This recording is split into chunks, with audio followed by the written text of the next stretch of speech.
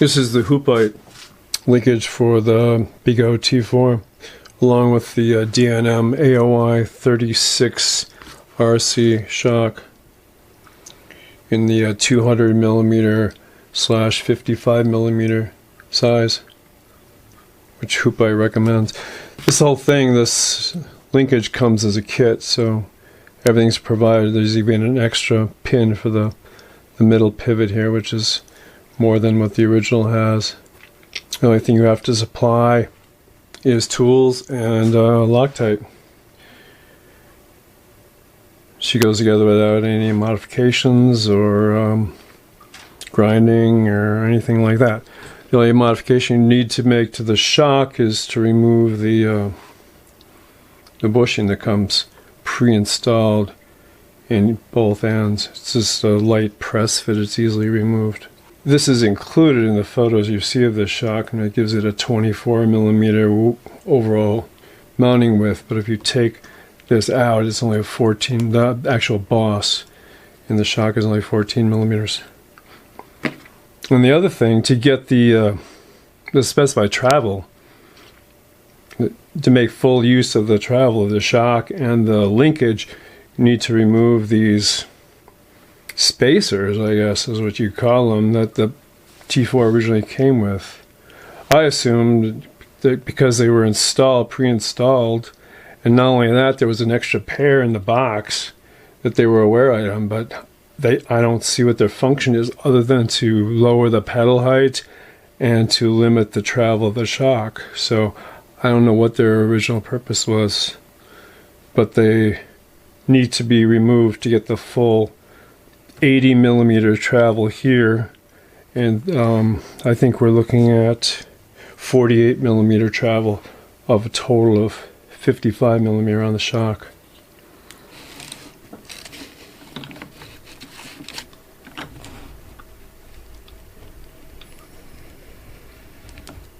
This is the original suspension in more or less the same orientation, the back, facing the back of the wheel.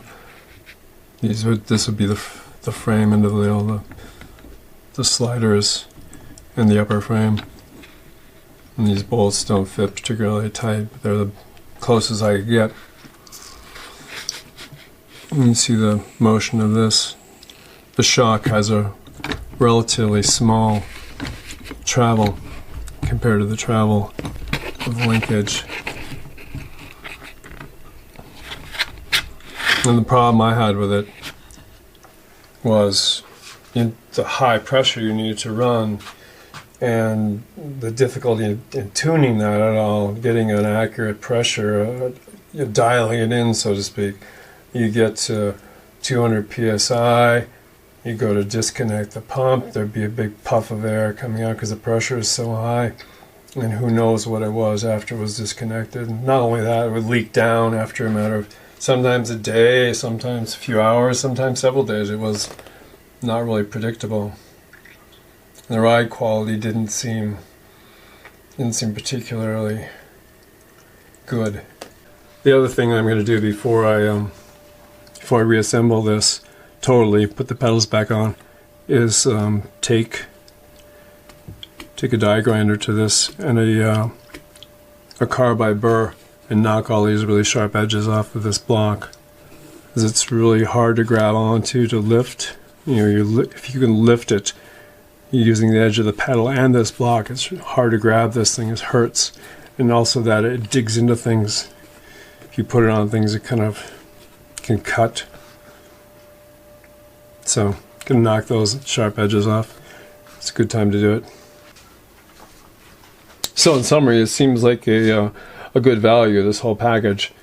The linkage kit is pre-engineered, manufactured, ready to go, easily available. The shock can be either the air shock, or they also specify a spring over shock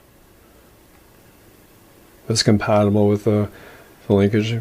It's available in the same stroke length and overall eye-to-eye length as the air shock.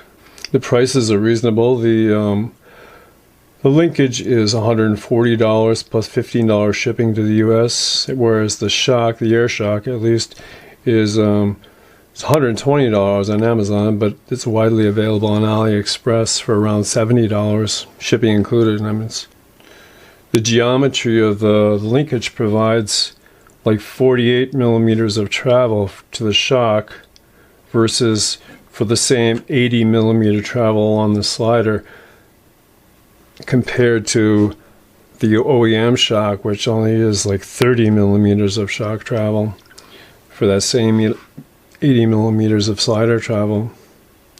So, assuming that, the force or the energy of a bump being absorbed by the shock is a function of force times distance, taking the ratio of the two shock travels times the pressure of the original shock would only require like 125 pounds in this shock to equal the same force times distance number of the OEM shock. So we're in a much more reasonable range of pressures to try to establish that pressure and maintain it over time.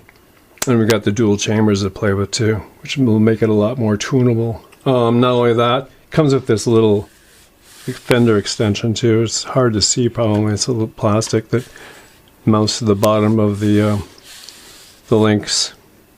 A long link extends out from the stock short fender that ends here and goes out beyond the end of the long link. Later, it's also the combination of shock and linkage, this whole new package with the air shock. Now the spring over is going to be a different story, but this whole assembly, discounting the pins, is like 940 grams versus the original was like 1270. So you're saving considerable weight. And just a disclaimer, I'm not being sponsored to do this. This is like, just something I wanted to do to improve the performance of this machine. I bought this myself, so I got no dog in this race one way or the other. It's just let people know what's out there, what seems to be a good value, and what might help solve some of the performance issues with the T4.